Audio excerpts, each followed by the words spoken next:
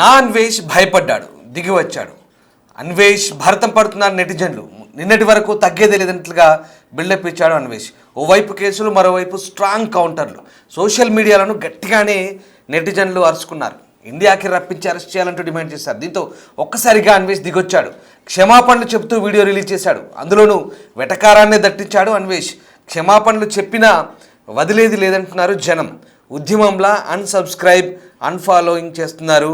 ఈ నేపథ్యంలో నా అన్వేష్పై తీవ్ర విమర్శలు అయితే గుప్పిస్తున్నారు. ఎక్కడా నెటిజన్లు అతని వ్యవహార శైలిని మెచ్చుకోవట్లేదు. పైగా అతను ఆ క్షమాపణల వీడియో చెప్పినప్పుడు మాట్లాడుతున్న సందర్భంలో ఒకవేళ తన తప్పును స్వీకరించకపోతే మీకు ఇలా అవుతుంది, అలా అవుతుందంటూ మళ్ళీ దాంట్లో షాడిజాన్ని ప్రదర్శించే ప్రయత్నం చేశాడు. ఒక రకంగా అందులో వెటకారం. అంటే ఇది జెన్యూన్గా ఉందా లేదా అనేది కొంతమంది చర్చించుకుంటున్నారు. అతను క్షమాపణ చెప్పినా ఇతన్ని నమ్మకూడదు, ఇతని వ్యవహార శైలి ఎప్పటికైనా చాలా భిన్నంగా ఉంటుందంటూ కొంతమంది వ్యాఖ్యానిస్తున్నారు. వాస్తవానికి ఇదే ఆదరించిన జనాలు అతన్ని స్థాయికి తీసుకొచ్చారు, అతన్ని ఫాలో చేశారు. వ్యూస్ పెరిగాయి, కోట్ల రూపాయల ఆదాయం వచ్చింది. విదేశాల్లో తిరుగుతూ తెలుగువాడిగా మనవాడే కదా, మన కుర్రోడే కదా అన్నట్టుగా అతన్ని ఎంకరేజ్ చేశారు. కానీ అతని వ్యవహార శైలి శృతిమించింది. పరిధులు దాటాయి, అవధులు దాటింది. అడ్డగోలుగా బాధ్యతాయుతంగా మాట్లాడాల్సిన ఒక ఇన్ఫ్లుయెన్సర్ అడ్డగోలుగా మాట్లాడారు, నోరు పాడేసుకున్నాడు. హిందూ దేవీ దేవతలపై, హిందూ సాంప్రదాయాలపై, సంస్కృతిపై, రామాయణ మహాభారత భాగవతాలపై మిడిమిడి జ్ఞానంతో అతడు చేసిన వ్యాఖ్యలు అడ్డగోలుగా మాట్లాడడంతో చాలామంది తిట్టిపోశారు. చాలామంది అతని మాటలను ఖండించారు. అంతేకాదు విహెచ్పి లాంటి సంస్థలు అయితే ఏకంగా వైజాగ్లో, విశాఖపట్నం, గోపాలపట్నంలో కేసు నమోదు చేసి అతన్ని రప్పించాలి, పిలిపించాలి, అతన్ని శిక్షించాలంటూ కోరుతున్నారు. ఇంకా రకరకాలుగా. ఇంక అంతేకాదు ఇది అతని సోషల్ మీడియా ప్లాట్ఫామ్స్ అన్నిటి కూడా అన్ఫాలో చేశారు, అన్సబ్స్క్రైబ్ చేశారు. యూట్యూబ్ ఛానల్ని, అలాగే ఇన్స్టా, ఫేస్బుక్ ఇలాంటి కొన్ని ప్లాట్ఫామ్స్ ఉంటే వాటన్నింటి కూడా అన్ఫాలో చేశారు. లక్షలాది సంఖ్యలో వాళ్ళంతా దూరం అయ్యారు. దీంతో ఒక్కసారిగా ఆ గ్రాఫ్ పడిపోయింది. దీంతో మనోడు దెబ్బకి దిగొచ్చి ఇదిగో ఈ అందరికీ గరికపాటికి దేవతలకు క్షమాపణ చెప్పాడు, హిందూ సమాజానికి క్షమాపణ చెప్పాడు, శివాజీకి క్షమాపణ చెప్పాడు. చెప్పుతూనే మళ్ళీ ట్విస్టు, నా తప్పును స్వీకరించకపోతే మీకు ఇదవుతుంది, అదవుతుంది అంటూ మరొక ట్విస్ట్. ఇంక అంతేకాదు తప్పు చేస్తే రాత్రికి రాత్రి రక్తం కక్కుని చచ్చిపోతాయి. ఎన్ని పిల్ల చేష్టలు. అంటే ఈ తింగరి మాటలు, ఈ వ్యవహారాలన్నీ కూడా నెటిజన్లు గమనిస్తున్నారు. ఇవన్నీ కూడా అతని వ్యవహార శైలి ఎలా ఉంది అంటే మిడిమిడి జ్ఞానంతో మాట్లాడుతున్నాడా, ఉద్దేశపూర్వకమా, లేదా అతియా, లేదా ఓవర్ కాన్ఫిడెన్సా, ప్రపంచమంతా తిరుగుతున్నాను, నేను అంతా చూసాను, నాకే తెలుసు అన్న అహంభావమా ఏంటి? ఈ రకమైనటువంటి వ్యాఖ్యలన్నీ కూడా ప్రస్తుతం చర్చనీయాంశంగా మారుతున్నాయి. సోషల్ మీడియాలో యూట్యూబర్ అన్వేష్పై తీవ్రస్థాయిలో విమర్శలు వస్తున్న సంగతి తెలిసిందే. హిందూ పురాణాల్లోని ద్రౌపది, సీతమ్మల గురించి, అలాగే ప్రముఖులపై ఆయన చేసిన వ్యాఖ్యలు వివాదాస్పదమైన సంగతి తెలిసిందే. లేటెస్ట్గా అన్వేష్ స్పందిస్తూ వీడియో అయితే రిలీజ్ చేశాడు. బ్యాంకాక్లోని వినాయక విగ్రహం సాక్షిగా తాను చేసిన వ్యాఖ్యలపై వివరణ ఇస్తూ, అదిగో అదే వీడియో అది, ఎవరినైతే బాధ పెట్టానో వాళ్ళందరికీ క్షమాపణ చెప్తున్నట్టుగా చెప్పుకొచ్చాడు. కానీ దాంతోపాటు అందరికీ క్షమాపణలు చెప్తూ ఒక సామాజిక అంశాన్ని ప్రశ్నించే క్రమంలో ఆ ఉదాహరణలు తీసుకున్నానంటూ క్లారిటీ ఇచ్చాడు. సో పురాణాల్లో తప్పు చేయబోతేనే కీచకుడు, సైంధవుడు, రావణాసుడు చనిపోయారని, కానీ ఇప్పుడు సమాజంలో వేల సంఖ్యలో ఈ అఘాయిత్యాలు జరుగుతున్న నిందితులు దర్జాగా బిర్యానీలు తింటూ తిరుగుతున్నారని, వారిని మీరేం చేస్తున్నారని ప్రశ్నించారంటూ అదే తన ఉద్దేశం అంటూ చెప్పుకొచ్చాడు. ఒకవేళ తన వ్యాఖ్యలు తప్పుగా అర్థం చేసుకుంటే క్షమించాలని కోరుతూనే ఒక సవాల్ విసిరాడు. తాను చెప్పిన దాంట్లో నిజంగా తప్పుంటే రాత్రికి రాత్రి రక్తం కక్కుని చస్తానని, కానీ తన ఉద్దేశం సరైందే అయ్యుండి కూడా తనను తప్పుపడితే వారికి ఏడాది మొత్తం ఏదో మంచి జరుగుదు అన్నట్టుగా మళ్ళీ ఒక రకమైనటువంటి షాడిజాన్ని ప్రదర్శించే ప్రయత్నం చేశాడు. తన క్షమాపణని స్వీకరించాలి అంటూ కండిషన్ పెట్టాడు. ఇదేంటో మరి ఈ కండిషన్లు, ఈ భిన్నమైనటువంటి వాదనలు, ఇతని మెచ్యూరిటీ లెవెల్స్ అంటే ఇక్కడ అంటే అతన్ని ఫాలో అయ్యే వాళ్ళని, అతన్ని ఏం చెప్తున్నాడో విందాం చూద్దాం అనుకునే వాళ్ళ చిత్తశుద్ధిని శంకించడం ఏంటి మళ్ళీ? ఇదేం శాడిజం రివర్స్లో? నువ్వు తప్పు చేసావు, క్షమాపణ అడిగా, అంతవరకు బాగానే ఉంది. కానీ మళ్ళీ ఇందులో ట్విస్టు, మీకు సంవత్సరంలోగా ఏదో జరుగుతుంది, నా తప్పును స్వీకరించకపోతే. భిన్నమైన వాదన. ఈ మెచ్యూరిటీ లెవెల్స్ ఉన్నాయి, ఎందుకు లేవు? మహా ముదురు. కానీ జనాల చిత్తశుద్ధిని శంకించే మళ్ళీ ఇలాంటి మాటలు. అది అతని విఘ్నతకే వదిలేయాలి. పైగా ఆ వినాయకుని విగ్రహం దగ్గర ఉండి మాట్లాడుతున్నాను, రాత్రి నా తప్పైతే రక్తం కక్కొని చేస్తాను, లేదా ఇలాంటి డైలాగులన్నీ కూడా చాలా భిన్నంగా ఎప్పుడు ఏదో ఒక వివాదాస్పద మాటలు, ఏదో రకమైన అటెన్షన్ గ్రాప్ చేయడమే ఈయన స్ట్రాటజీగా కనిపిస్తుంది వాటెవర్. కానీ చాలామంది సబ్స్క్రైబర్సు, ఫాలోవర్సు వదులుతున్నారు. అసలు ఏంటి ఇంత అహంభావమా, డబ్బు ఎక్కువైంది, ఫాలోయింగ్ ఎక్కువైంది, పాపులారిటీ ఎక్కువైంది, దీంతో ఇంకా తను ఏది చెప్పినా అదో దాన్ని అందరూ ఒంటికి ఎక్కించుకుంటారు, లేదా నేను చెప్పిన దాన్ని అందరూ ఇలా ఫాలో అవుతుంటారు అనేది ఒక అహంభావపూరిత వైఖరి. అలా కనిపిస్తుంది అనేది ఇది వాళ్ళ వాదన. ఇక దీనికి సంబంధించిన అనేక రియాక్షన్లు వచ్చాయి. చాలామంది ఇదంతా నేను చెప్తున్నంతా ఈ నెటిజన్ల అభిప్రాయాన్ని మీకు చెప్పే ప్రయత్నం చేస్తున్నాను. కామెంట్ రూపంలో వచ్చిన అంశాలను కూడా ఇప్పుడు మీకు చెప్పాను ఇప్పటిదాకా, రైట్. అంతేకాదు డైరెక్ట్ కొంతమంది వీడియోలు చేస్తున్నారు. వీడియోలు చేసి అసలు ఈయనని వదలొద్దు, ఈ సోషల్ మీడియా ప్లాట్ఫామ్స్ ఏవైతే ఉన్నాయో అవన్నీ కూడా కంప్లీట్గా షట్ డౌన్ అయ్యేదాకా ఒక ఉద్యమంలో ఉంటేనే తగ్గుతాడు, మనోడు తగ్గి వస్తాడు, అప్పుడు కానీ దిమ్మ తిరుగుతుంది అన్నట్టుగా కొంతమంది మాట్లాడుతున్నారు. కొంతమంది డైరెక్ట్ వీడియోలు చేశారు. ఆదిరెడ్డి కావచ్చు, బిగ్ బాస్ కంటెస్టెంట్ మాధురి కావచ్చు, ఇలా చాలామంది వీడియోలు చేశారు.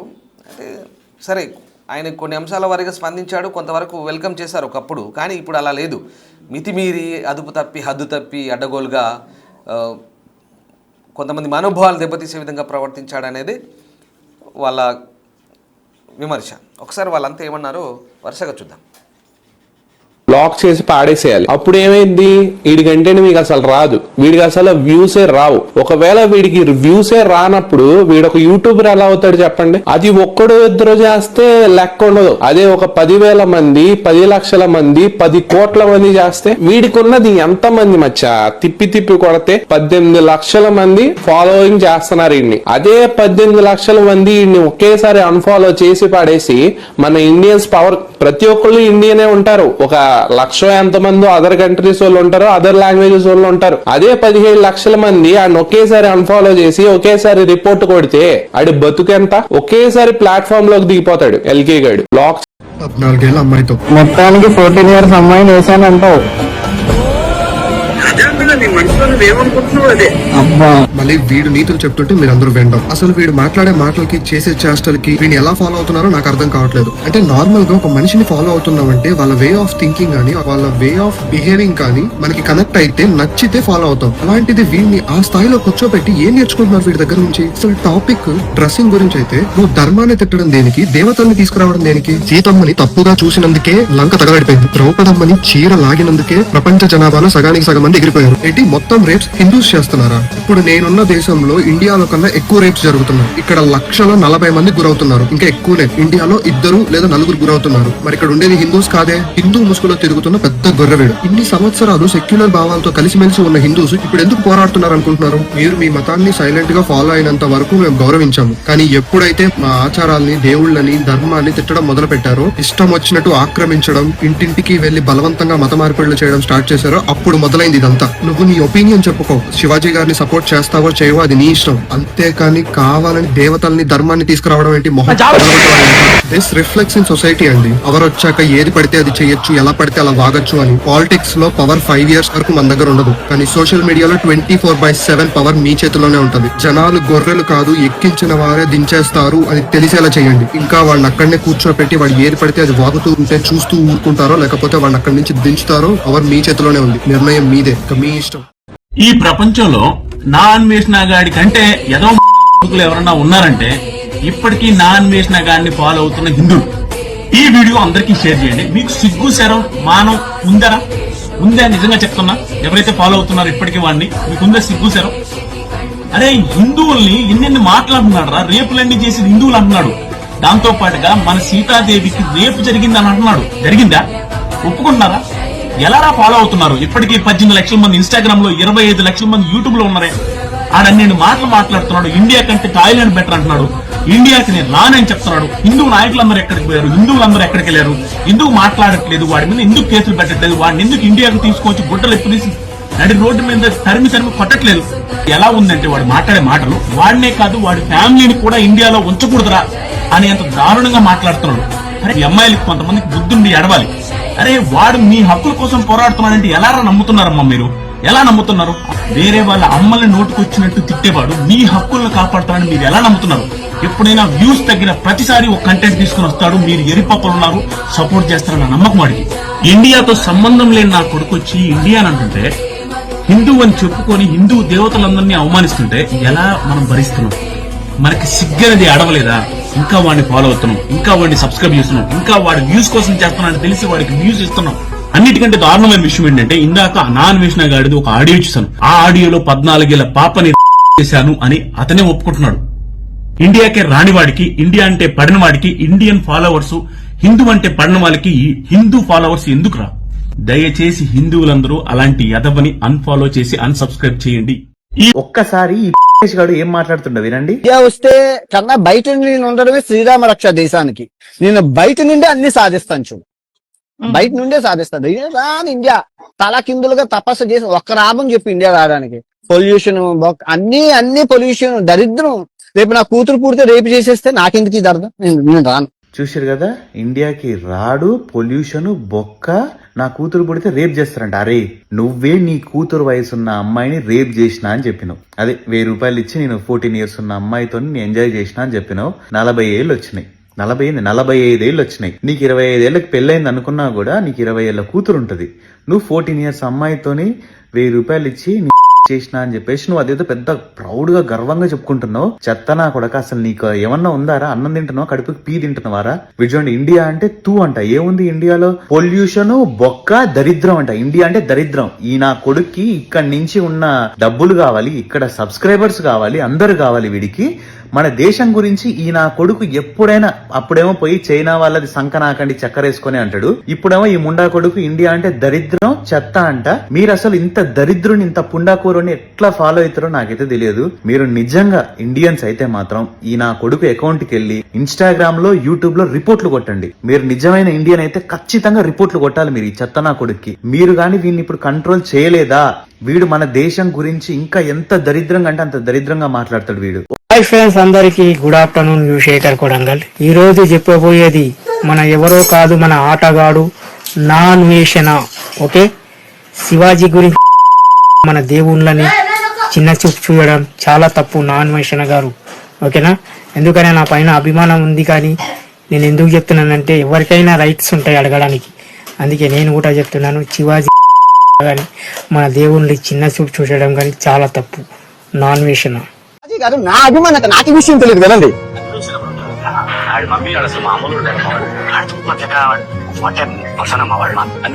కాదు, ఇది విని షాక్ అయ్యాను నిజంగా. ఓకే, నా కోపాన్ని పక్కన పెట్టి శివాజీ గారు, నేను మిమ్మల్ని అన్న మాటలు నేను వెనక్కి తీసుకుంటాను. మీరు ఎలాగైతే వెనక్కి తీసుకుంటున్నారో సామాను అన్న పదాన్ని, నేను కూడా మిమ్మల్ని అన్న బూతులు గాని వాటిని గాని వెనక్కి తీసుకుని క్షమాపణ చెప్తున్నాను. ఏం నానా ప్రణవ్, ఇదంతా నిజమే? ఒక్క రోజులో ఇంత మార్పా? ఇదంతా భయమే. కేవలం 1,00,000 మందే కదా వెళ్ళిపోయింది ఒక్క రోజులో. ఇప్పుడే కదా స్టార్ట్ అయింది. ఇప్పుడే ఇలా భయపడిపోతే ఎలా చెప్పు? నువ్వు వ్యూస్ కోసం పెండ తినమన్నా తింటావని అది అందరికీ తెలుసురా. ఈ అదో నాటకాలు వద్దు ఇప్పుడు. అండ్ నువ్వు లైన్లో ఉండు, నీ ఫాలోవర్స్ తోటి మాట్లాడాలి. ఏంటి వర్క్ చాలా స్లోగా నడుస్తుంది, ఫాస్ట్గా నడవాలి కదా. ఏం పౌరుషం వస్తలేదా? మీకు తెప్పిస్తా. నిన్న లైవ్లో అదే అమ్మాయిలతోటి లైవ్ లో పెట్టాడు కదా మాట్లాడడానికి, 1-to-1 స్టాండ్ తీసుకోవడానికి. అప్పుడు ఒక మాట అన్నాడు అంటే మిమ్మల్ని అలా పోర్ట్రే చేయడానికి చూస్తున్నారు. కాదండి, తెలుగు రాష్ట్రాల్లో ఉన్న వాళ్ళు ఆడంగోలు గాని ప్రపంచ యాత్రికుడు ఆటగాడు కాదు కదా. నేను ప్రపంచ దేశాలు తిరిగాను, నేను తిరిగిన విజ్ఞానం, నేను చదివిన, నేను మాట్లాడిన ఇవి. అరే ఆఫ్ఘనిస్తాన్ తాలిబాన్ వాళ్ళనే దేకలేదు, మీరెవరు? వాళ్ళు గెన్నెలు పండుకొని నా కోసం తిరిగితేనే. తెలుగు రాష్ట్రాల్లో ఉన్న వాళ్ళు ఆడంగులంట, వీడొక్కడే ఆటగాడంట. మీరేంటంటే అంత మురిసిపోతున్నారు? మీ మొగుడు గురించి, మీ పిల్లల గురించి నిజం చెప్తున్నాడానా? అదే ఆడంగులని. ఇలాంటి చెత్త నా కొడుకుని మీరు ఫాలో అవుతుంటే మీకు ఇచ్చే బిరుదులు ఇవి. అర్థమవుతుందా? ఇంతేనా సిగ్గు శరం ఉంటే? నేను చెప్పక్కర్లేదు, ఏం చేయాలో మీకు బాగా తెలుసు. రేయ్, ఏ రోజైతే మన దేశం గురించి కానీ, మన కాదు మా దేశం గురించి కానీ, మా ధర్మం గురించి తప్పుగా మాట్లాడేవో ఆ రోజు నుంచే నీ డౌన్ఫాల్ స్టార్ట్ అయింది. నువ్వే ఎగ్జాంపుల్. ఇప్పటి నుంచి ఎవడైతే పుట్టిన భూమి గురించి కానీ, నమ్మిన ధర్మం గురించి కానీ తప్పుగా మాట్లాడితే నీకు ఇప్పుడు ఏదైతే జరుగుతుందో అదే జరుగుతుందని అందరికీ తెలియాలి. అర్థమవుతుందా? ఇప్పటి వరకు నువ్వు ఎలాగైనా బతుకుండొచ్చు, కానీ ఈ రోజు నుంచి కేవలం భయంతోటే బతుకుతావు, భయంతోటే. నాన్వేషన్ అన్న నువ్వు అమ్మాయిలకి సపోర్ట్ చేస్తున్నావు, ఓకే, అంతవరకు. నువ్వు అందులో హిందూస్ ని, హిందూ కల్చర్ ని, హిందూ దేవతల్ని అన్నేసి మాటలన్నీ, సీతాదేవి రేప్ అయిందా, ద్రౌపది రేప్ అయిందా, ఎక్కడి నుంచి అయిందన్నా? నువ్వు ఎక్కడన్నా చదువుకున్నావా? కొంచెం చదివితే మాత్రం మాకు చెప్పన్నా. ఇప్పుడు గరికపాటి గారు అన్నారు అని అంటే ఆయన అన్నావంటే అనుకోవచ్చు, ఆయన కూడా ఒక పాతకాలం మనిషే. ఎంత హిందూ బోధకుడైనా సరే ఆయన కూడా ఒక అబ్బాయి, ఒక పాతకాలం మనిషే కాబట్టి సరే అనుకోవచ్చు. నువ్వు ఇక్కడ దేవతల్ని, హిందూ కల్చర్ ని ఇన్వాల్వ్ చేయాల్సినంత అవసరం ఏముంది? నువ్వు లేడీస్ కి సపోర్ట్ చేస్తే లేడీస్ కి సపోర్ట్ చేయి. అన్నెసెసరీగా హిందూ కల్చర్ ని, హిందూస్ ని, హిందూ వాళ్లే రేప్ చేశారు చాలా మందిని అని చెప్పి నీ దగ్గరే ఉన్న ప్రూఫ్ ఉందా? లేకపోతే మిగతా కంట్రీస్ లో కూడా హిందువులే ఉన్నారు అనుకుంటున్నావా? ఏమనుకుంటున్నావన్నా? నువ్వు సపోర్ట్ చేయాలంటే కరెక్ట్ గా డైరెక్ట్ గా అమ్మాయిల గురించి మాట్లాడితే అమ్మాయిల గురించి మాట్లాడు. అబ్బాయిలు ఎంత వెదవలు అని చెప్పాలనుకుంటున్నావో చెప్పు, లేదా అమ్మాయిలు ఏ టైం నుంచి ఇబ్బంది పడుతున్నారు అనుకుంటున్నావో అవన్నీ చెప్పు, అవి డిస్కస్ చేయి. టాపిక్ ఎంతవరకు ఉంటే అంతవరకు మాట్లాడడం నేర్చుకో. అండ్ అంతేకాకుండా నిన్నటి నుంచి నీ వీడియో ఒకటి సర్క్యులేట్ అవుతుంది. ఏంట్రా అంటే 14 years అమ్మాయితో నువ్వు ఒకవేళ అదే గనక నిజమైతే అన్నా నువ్వు ఇంకోసారి అమ్మాయిల గురించి మాట్లాడడం మానే. అర్థమవుతుందా? నువ్వు మాట్లాడితే వినే పొజిషన్ లో ఏ అమ్మాయి ఉండదు, ఇది గనక నిజమైతే. ప్లీజ్. రైట్, విన్నారు కదా నా అన్వేష్ని నెటిజన్లు ఎలా అరుచుకుంటున్నారు.